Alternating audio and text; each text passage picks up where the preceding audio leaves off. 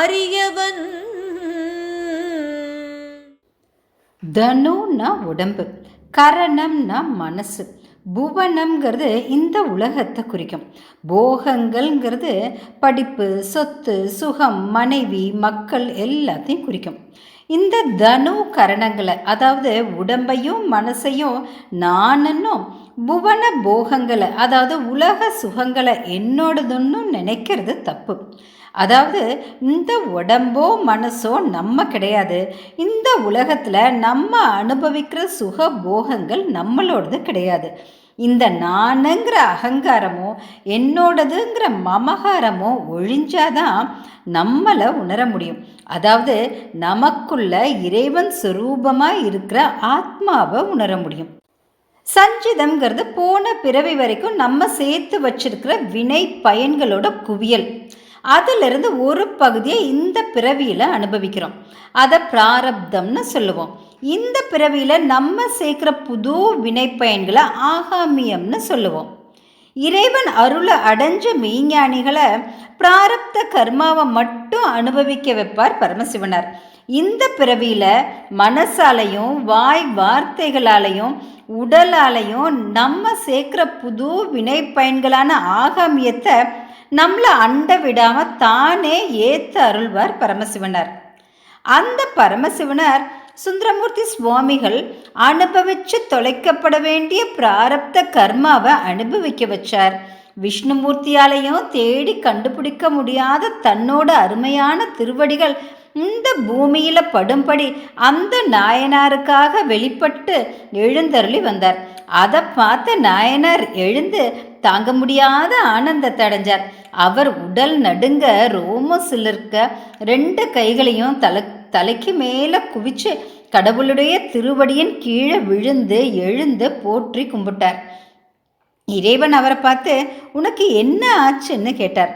அதுக்கு நாயனார், தேவரீர் திருவருளால் அடியேன் திருவற்றியூரில் சங்கிலியாரை கல்யாணம் செஞ்ச விஷயம் பறவையாருக்கு தெரிஞ்சிருச்சு. நான் அவகிட்ட போனேன்னா உயிரை விட்டுருவேன்னு சொல்லிட்டு இருக்கா. நான் உங்களுக்கு அடியவன். தேவரீர் இந்த சிறியவனுக்கு தோழரும் இறைவனுமா இருக்கீங்க. இது உண்மைனா நான் படுற கஷ்டத்தை பார்த்து தேவரீரே இந்த இரவு நேரத்தில் பறவை வீட்டுக்கு போய் அவளோட கோபத்தை தீர்த்தரலணும்னு கேட்டுக்கிட்டார். அதை கேட்டு இறைவன், தோழனே, நான் இப்போ உனக்கு ஒரு தூதனா பறவை வீட்டுக்கு போகிறேன், நீ கவலைப்படுறத விடுன்னு சொன்னார். தேவர்கள், முனிவர்கள், பூதங்கள் முதலான எல்லாரும் ஸ்தோத்திரம் செஞ்சபடி அவரை சூழ்ந்து வர பறவையார் வீட்டை நோக்கி நடந்து போனார் பரமசிவனார். வீட்டு வாசல் கிட்ட போயிட்டார். தன்னோட வந்த கணங்கள் வெளியவே நிற்க இறைவன் தனக்கு அர்ச்சனை செய்கிற ஒரு ஆதி செய்வர் வடிவத்தை எடுத்தார். கதவு பூட்டி இருந்ததால கதவுக்கு முன்ன நின்று பறவையே கதவை திறன்னு கூப்பிட்டார். துக்கத்தில் தூக்கம் இல்லாமல் இருந்த பறவையார் சுவாமிக்கு அர்ச்சனை செய்கிற ஒரு ஆதி செய்வர் தன்னை கூப்பிடுறாருன்னு தெரிஞ்சுக்கிட்டாங்க. சுவாமிக்கு அர்ச்சனை செய்கிற பெரியவர் இந்த அர்த்த ஜாமத்தில் இங்கே ஏன் வந்தார்னு பயந்தபடி பதச்சு போய் கதவை திறந்தாங்க. சுவாமி, தேவரீர் இப்போ இங்கே எதுக்காக வந்தீங்கன்னு கேட்டாங்க. பறவையார் கேட்டதுக்கு அர்ச்சகர் வடிவத்தில் வந்த இறைவன், நான் சொல்கிறத நீ தவறாமல் கேட்பேன்னா சொல்லுவேன்னு சொன்னார். அதுக்கு பறவையார், நீங்கள் அதை சொல்லுங்க, என்னால் முடிஞ்சால் அதை செய்கிறேன்னு சொன்னாங்க. அதுக்கு அந்த அர்ச்சகர், சுந்தரமூர்த்தி இங்கே வர்றதுக்கு நீ உடன்படணும்னு சொன்னார். அதுக்கு பறவையார், உங்கள் பெருமை நல்லாத்தான் இருக்குது, என்னை விட்டு பிரிஞ்சு திருவொற்றியூருக்கு போனார், அங்கே சங்கிலியாரோட பிணைப்பு உண்டாச்சு, இனி அவருக்கு இங்கே ஒரு வேலையும் இல்லைன்னு சொன்னாங்க.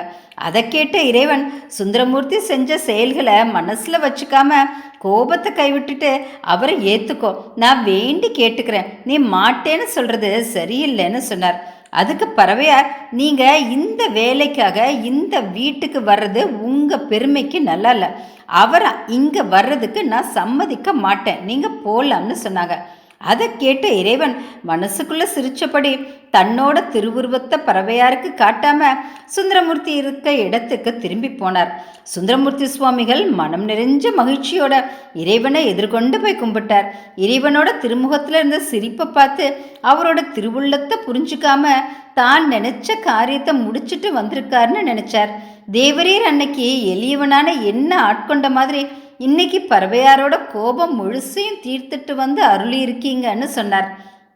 அதை கேட்ட இறைவன், உன்னோட வேண்டுகோள் படி நான் பறவை வீட்டுக்கு போனேன், அவகிட்ட பேசினேன், ஆனால் அவள் சம்மதிக்கலைன்னு சொன்னார். உடனே நாயனார் நடுங்கினபடி கும்பிட்டு, தேவரீர் சொன்னதுக்கு அடியவளான பறவை மறுக்கிறதா? தேவரீர் என்னோட அடிமைத்தன்மையை ஏற்கலையா? அப்புறம் எதுக்காக அன்னைக்கு வழியை வந்து என்ன ஆட்கொண்டீங்க? நான் படுற கஷ்டத்தை பார்த்தீங்கல்ல. இன்னைக்கு நான் அவகிட்ட போகிறதுக்கு அருள் செய்யலைன்னா என்னோட உயிர் போயிடும்னு சொல்லி விழுந்தார்.